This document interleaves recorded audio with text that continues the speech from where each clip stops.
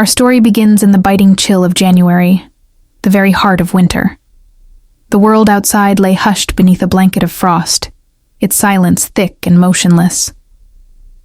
But inside my mind, there was no such stillness. My son Ethan, who had just turned 19, immersed himself in his art, a world of dynamic sketches and vivid paintings that captured human emotion with startling precision. He had carved out a sanctuary for himself in the house, his studio, a place overflowing with canvases, jars of brushes, and chaotic streaks of paint that marked his creative storm. That morning, wrapped tightly in a thick robe to shield myself from the persistent cold that crept into our kitchen, I sat with a steaming cup of coffee. The night before, Ethan had stayed up late working, and I hadn't had the heart to wake him. As I stared out the frost-glazed window, lost in thought, the familiar creak of the stairs broke the silence. "Good morning, Mother," Ethan said warmly, his deep voice smooth and calm. In one hand, he carried a cup of tea, and in the other, a canvas. His eyes shone with inspiration, even as his tousled hair and the sleep still clinging to his face betrayed the early hour. He leaned the canvas gently against the counter. "Good morning, sweetheart," I replied, a smile spreading across my face. His energy, even amid the bleakness of winter, was infectious. "Did you get any sleep last night?" I asked. A sheepish smile curled at his lips. He shrugged. "I was working on something. Want to see?" I nodded, curious. He turned the canvas around and my breath caught. The painting was raw and vibrant, an illuminated figure bathed in soft light. The posture, a compelling mix of strength and vulnerability, the depth of emotion it held stunned me. It felt far beyond his years. "It's incredible, Ethan," I whispered, genuinely moved. "You have a remarkable gift." He looked away, visibly flustered, his cheeks tinged with pink. "Thanks, Mom. I wouldn't be here without your support," he said quietly. There was a silent understanding between us in that moment, a bond unspoken, but deeply rooted. Though my husband was a good man, he was often absent, lost in work or hobbies. His absence no longer surprised me. I had grown used to its quiet weight. Later that day, curiosity led me to Ethan's studio. I paused in the doorway, watching him paint. He stood focused before another canvas, his brush moving with fluid grace. The concentration in the room felt almost electric. When he noticed me, he offered a gentle smile. "Caught in the act?" he teased softly. Drawn in, I stepped inside. The room smelled of paint and turpentine, bathed in a warm golden light from the winter sun streaming through the window. He shifted aside to reveal his latest piece, a study of hands. Each posture conveyed layers of emotion, complex and tender. "They're beautiful," I murmured, marveling at the detail. He turned to me, his gaze steady. "I've been thinking about creating a series, using the human form to express different emotions." "That sounds wonderful," I replied, truly impressed. "You always seem to notice things others don't."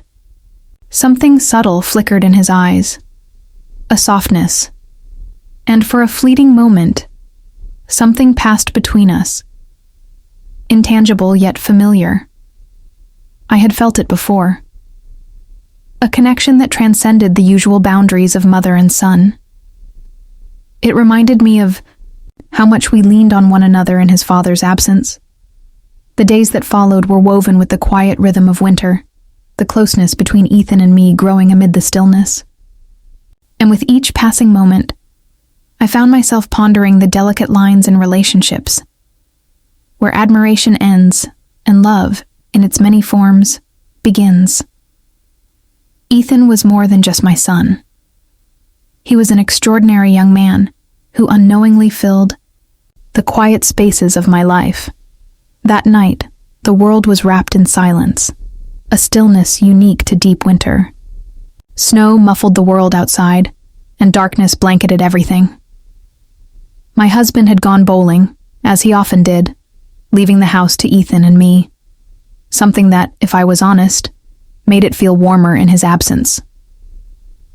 Throughout the day, Ethan had been unusually attentive, making small yet thoughtful comments that lingered in the back of my mind. "You know, Mom," he said as I stood over the stove preparing dinner, "you have a way about you."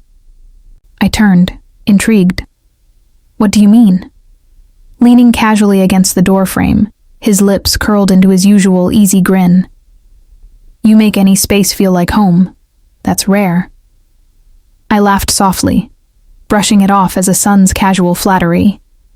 But the way he said it, gentle, sincere, warmed me more than the heat from the stove.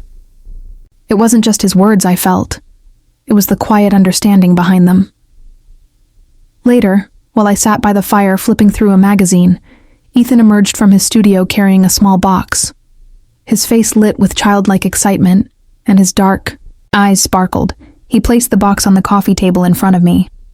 "Mom," he said with a grin, "I have an idea." "What is this?" I asked, intrigued. With his hands tucked casually in his pockets, Ethan stepped back and gestured for me to open the box. Inside was a red satin robe, its surface shimmering in the soft firelight like molten rubies. I gasped. "What's this for, Ethan?" He hesitated, then shrugged, his expression serious but hopeful. "I've been thinking of starting a new series of portraits. Ones that feel more intimate, more human. Not cold or distant. I want to capture warmth, grace. Would you let me paint you?" His words stirred something deep in me. As I looked at the robe, excitement mingled with a flutter of unease. "You want me to wear this?" I asked softly. His tone was sincere as he nodded. "You'd look incredible in it. Of course, just for the portrait." I paused, torn between hesitation and the strange allure of the request. The passion in his eyes, the reverence in his voice. How could I deny him? "Okay," I whispered. "Let's begin." His face lit up, that radiant, boyish grin spreading with contagious energy. "Great. I'll set everything up while you change." With trembling fingers, I picked up the box and carried it upstairs. The satin slid over my skin like water, smooth and cool. Standing before the mirror, I was struck by how elegant it looked, how confident I felt. When I returned, the living room had been transformed.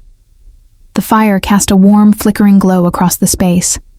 At the center was a chair, draped in a thick wool blanket, positioned just right for the light. Beside it, his easel stood ready, a blank canvas awaiting his vision. "You look beautiful," he said, his voice low and full of admiration. His eyes lingered on me, unguarded. After a pause, he gestured to the chair. "Come, sit here. Just relax." I sank into the chair, the blanket beneath me a comforting cocoon. He studied me for a moment, then dipped his brush and began. His strokes were confident, practiced. At one point he teased, "Hold still. Though I suppose for you, that's not hard. You're naturally graceful." I laughed quietly. "Ethan, you flatter me too much." But his gaze didn't waver. "No, really. You're stunning. I just hope I can capture you properly." His words pierced deeper than I expected. Pride and vulnerability warred within me, and I wasn't ready to confront them.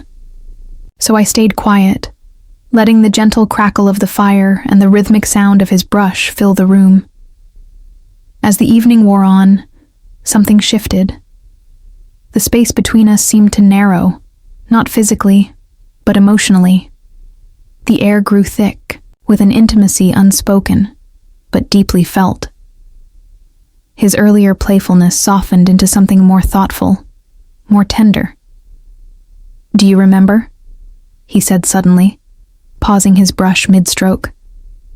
"When I used to draw you with crayons when I was little?" I smiled at the memory. "Of course I do. I kept every one of them, no matter how messy. He chuckled, his eyes warm. They were messy, but you treated them like masterpieces. They were, I said simply, because they came from you. He was quiet for a moment, then added, "You've always been my favorite subject, not just in art, but in life." His voice held a quiet reverence that stunned me.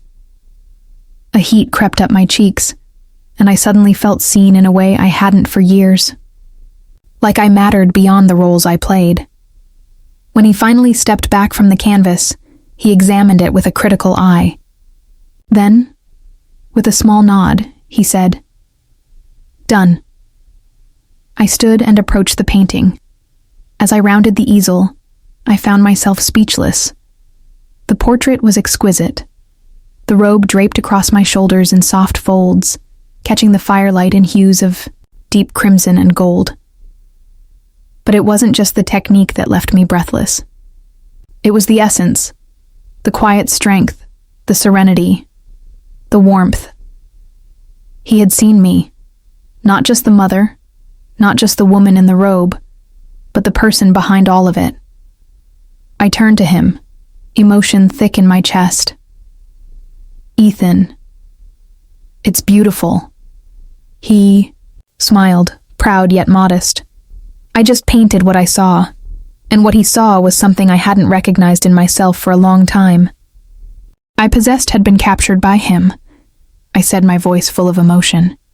"It's beautiful. Thank you." Ethan turned to face me with a serious expression. "Appreciate everything you've done," as I lay in bed that night. I kept thinking about the painting and Ethan's gaze on me, although we had always had a close relationship. It seemed like something was evolving, growing deeper and more complex. In addition to being unnerving, it was incredibly reassuring. As I woke up, the golden glow of the soft morning light filtered through the curtains. The aroma of freshly brewed coffee reached me before I could collect my thoughts. When I opened my eyes, Ethan was standing by my bedside, grinning teasingly. He had a steaming mug in one hand and a single daisy in the other, a sweet and simple morning muse. His tone was affectionate as he teased, "I felt that today you merited a little more pampering." Even though I was still half asleep, I smiled because I was impressed by his consideration. I sat up and whispered, "You're spoiling me." While he set the coffee on the nightstand, "That's the idea," he said. Offering me the flower, while seated at the edge of the bed, Ash examined me. His face softened, and his eyes lingered in a way that made my heart skip a beat. "Mom, you have inspired me. Never in my life have I felt so connected." His honesty broke through my usual composure, leaving me speechless when he spoke to my work, or to someone. He took my hand and kissed it tenderly. Before I could reply, "There's more to come," he said in a light-hearted tone once more. "I have a surprise for you tonight, but you must keep the door to the studio closed if Dad notices." Let's just say that he wouldn't understand. His words caused my heart rate to increase, with anxiety and excitement blending in my chest. What sort of surprise? My voice was softer than I meant when I asked. Ethan stood up and laughed. "You'll see. I have a few things to get first, but you'll love it. I promise." He then departed, leaving me with the coffee, the daisy, and a flurry of feelings I wasn't quite ready to deal with. I kept repeating his words, his gestures, and the way he had gazed at me throughout the day. I experienced conflict along with giddiness, like I was a teenager with a crush. Ethan was no ordinary person. He was my son. But I felt like a woman again because of the way he saw me and treated me, not merely a wife or mother. My excitement only increased as the evening wore on. I made dinner, poured 2 glasses of wine, and tried not to think too much about what might happen that night in order to keep myself occupied. My heart was racing by. The time I arrived at Ethan's studio, I pushed the door open and it creaked. And there he was, encircled by the well-known tangle of paint and canvases. He appeared different, though more confident and Self-assured, a tiny red box. Its bright color, gleaming in the light, was in his hands. "I've been anticipating your arrival." His voice was inviting and low as he spoke. "Enter," he gestured to a chair in the middle of the room, and I entered, closing the door. Behind me, with the subtle hum of music in the background and the subtle smell of paint still permeating. The scene was cozy as he handed me the box. I became more interested. His eyes were bright with anticipation as he urged them to open it. I opened the lid with shaking fingers and saw a sleek leather outfit, black lingerie, a pair of cat ears, and even a tiny tail, unsure of how to react. I looked up at him. My cheeks flushed. He said simply and earnestly, "You're my muse. I want to portray you." In a brave, fearless, and unapologetic manner, feeling the weight of the situation. I hesitated, but it was impossible to say no to his unflinching confidence and admiration. I took the box, nodded slowly, and moved back behind a screen he had erected in the corner. The leather stuck to my skin as I undressed, making me feel vulnerable and strong when I eventually came out. Ethan's response was instantaneous after his eyes widened. A slow smile appeared on his face. "You're perfect," he said quietly, motioning me to take a seat again. Perfect, perfect, perfect. With the accuracy of someone in their element, he manipulated his easel, the music, and the lighting. Then he started sketching, moving with purpose and concentration, except for the faint scratch of charcoal on paper and Ethan's sporadic mutter of approval. The room was silent. I observed him, working his hands steady and assured, his brow furrowed in concentration. He studied every curve and shadow of me as though I were the most fascinating subject he had ever seen. And there was something deeply personal about the way he looked at me. The boundaries between us appeared to become increasingly hazy as the hours went by. Ethan became bolder in his compliments and softer and more loving in his teasing. Even though I knew we were going too far, I couldn't bring myself to stop him or the emotions that are arising inside of me.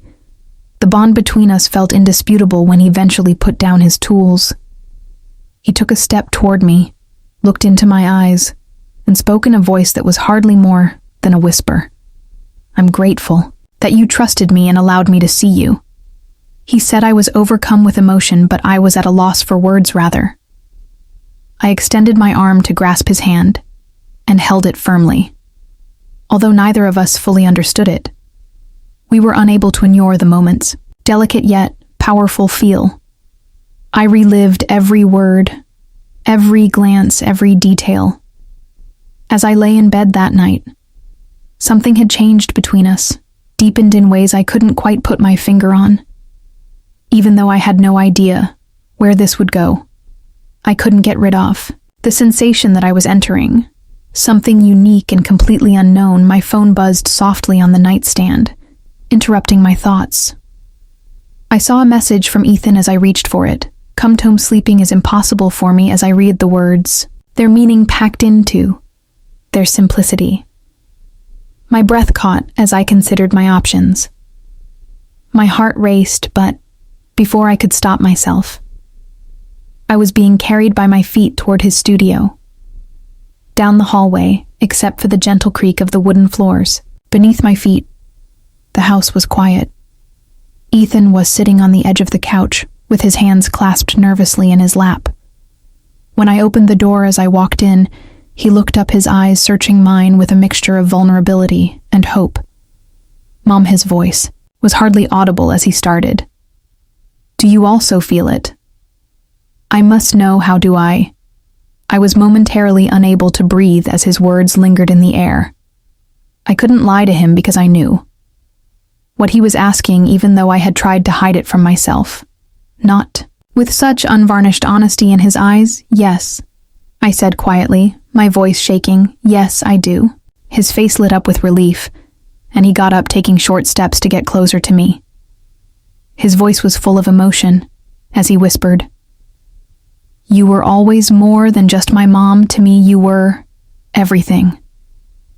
As his arms encircled me and pulled me into an embrace, that made him feel as though the world had vanished, and there was only the two of us. I closed my eyes, stunned by the intensity of the moment he paused, then drew back, a little, his hands on my shoulders. "I have an idea," he said, his tone lightening and becoming more playful. "Let's do something special for ourselves while Dad is sleeping." "What are you saying?" My curiosity sparked me to ask. With mischievous gleams in his eyes, he responded, "Paint therapy. It's about using color and touch to convey emotion. This is something I've wanted to try for a very long time, and I can't see doing it with anyone else but you." I was surprised by the suggestion, but I couldn't help but accept it, because of the earnestness in his voice. "All right," I said, my lips twitching into a nervous smile. "Show me." Ethan's face brightened with anticipation, and he started assembling supplies. Right away, a big roll of canvas, bottles of colorful paint, and floor-covering towels. With infectious enthusiasm, he described the procedure as he worked. He put the canvas in the middle of the room and said, "You, just let go. Just emotion. No hesitation. Rules." He poured the paint straight into the canvas, creating captivating patterns with the vivid red, blue, and gold streaks swirling together. Then he turned and held out his hand to me. Should we? After a moment of hesitation, I put my hand in his. He led me over to the canvas, and we spread the paint on it by dipping our fingers into it.